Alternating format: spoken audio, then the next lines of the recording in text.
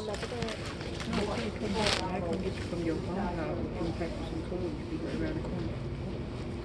You ain't got my number, fool. Just put it down. 326. You want me to get and drop me off over there? 3444.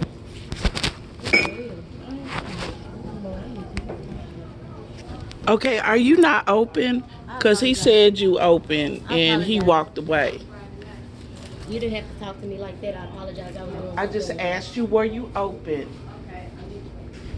Why are you talking like that? Because I asked you a question, are you open? Hey, but you're talking to me stern. You could have said excuse me or something like that. No, I don't think your job is to be leaned over talking to somebody I else. was getting her. Can you check her out? Did you not just throw my stuff? Really? Get this lady. Please get this lady. Because I'm up in the road with this lady. Get all your stuff and go over here. Back to where he said.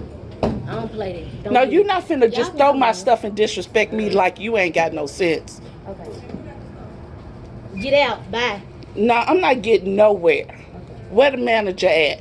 Right there. She said get out. She the one told me to put you out. So you told me that I need to get out because she's leaned over the counter, and I asked her, was she open? Really?